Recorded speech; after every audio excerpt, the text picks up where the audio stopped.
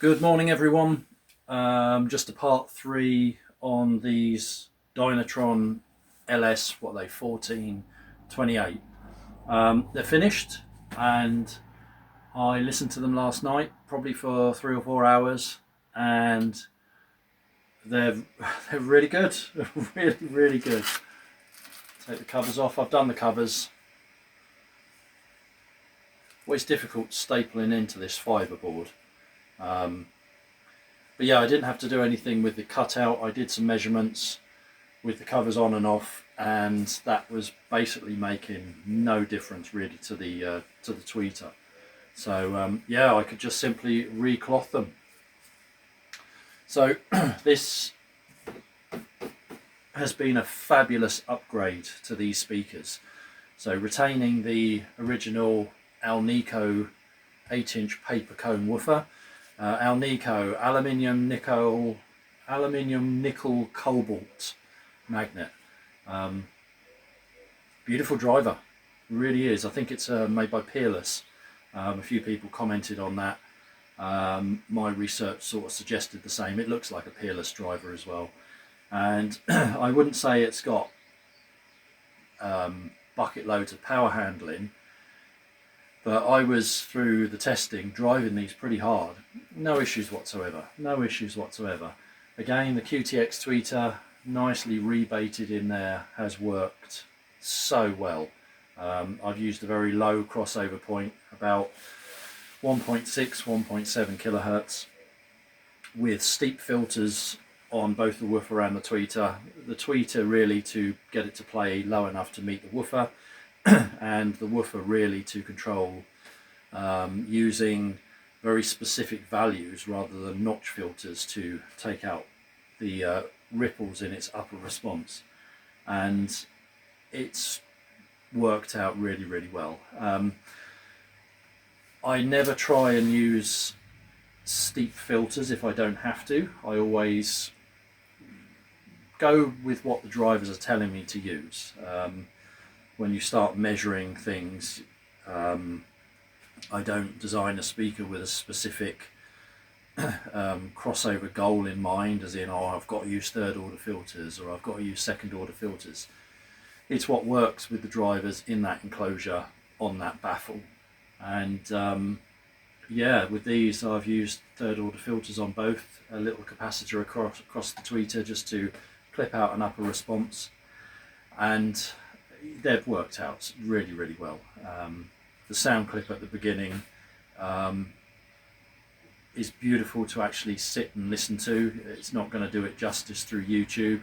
I'll probably get a bollocking from YouTube as well for using that Dire Straits track, but they're a joy to listen to.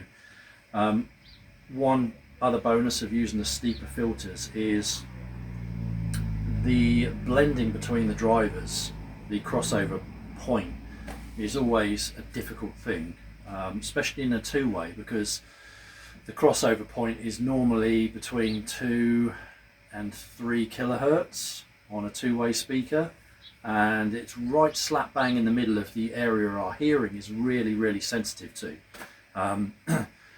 You know, when you think about birds chirping away and people talking, a lot of instruments that spread well across these two drivers, we're used to hearing that sound come from one source, and during the crossover, or in the crossover region, there's quite an overlap between the drivers where they're both trying to do the same thing.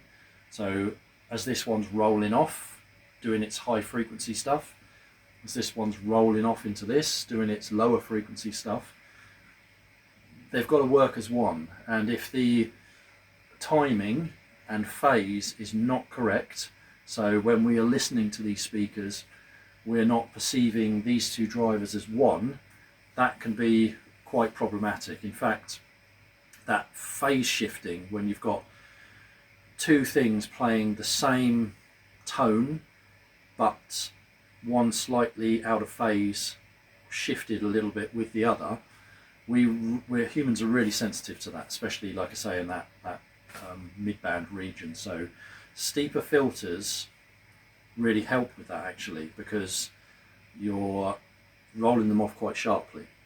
But at the same time, you don't want to have those filters too steep, where as an instrument's going up in scale, you get this hopping effect where all of a sudden the instrument hops from one driver to the other, and because they're very different materials, very different sizes, there's a kind of tonal shift, and you can pick that up as well. So there's a lot that sort of goes into, you know, it's not just stick a microphone in front of the speaker, try and get a flat response. Where you have that crossover point is very important. And you have to listen to the speakers afterwards, because you might have this lovely flat response, but the tonal characteristics at the crossover point need to be pretty similar. So if that involves you shifting the crossover point lower or higher to get that, that's what you have to do. And that involves these. You have to listen. The measurements aren't going to tell you that part, or at least I haven't found measurements that tell you that part. Yeah, and if they sound right to you, they're right. Yeah, these really to me do nothing wrong. In fact, the sound clip I played was in the snug, and because these are a sealed cabinet, so their bass extension is good. It's really tight and controlled in a sealed cabinet. It works really well in that snug. I keep saying it's a difficult room because of where the fireplace is. Someone commented, why would you put a fireplace in the middle of your room? Well, that room's 200 years old, mate, so it's out of my hands and I'm not knocking it down. So yeah. So I'm a bit on a fence as to whether I keep these in place of the speakers I purposely built for the snug, because these have quite a magic about them. The mid-range vocals, just their overall clarity is really, really good.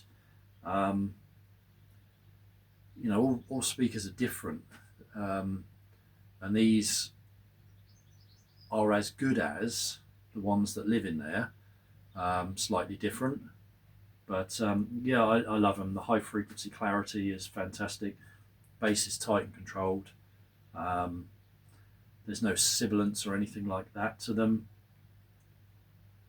They are really enjoyable to listen to, and I've used really good components on the crossovers, air core inductors, all polypropylene capacitors apart from 125 microfarad on the woofer circuit, but that's bypassed with a polypropylene anyway, and it's in shunt, not in the critical path. Resistors are all good resistors.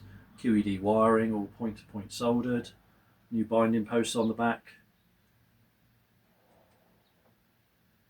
I knocked up some stands for them as well. Yeah, they're lovely. They really are. I just like the look of them as well.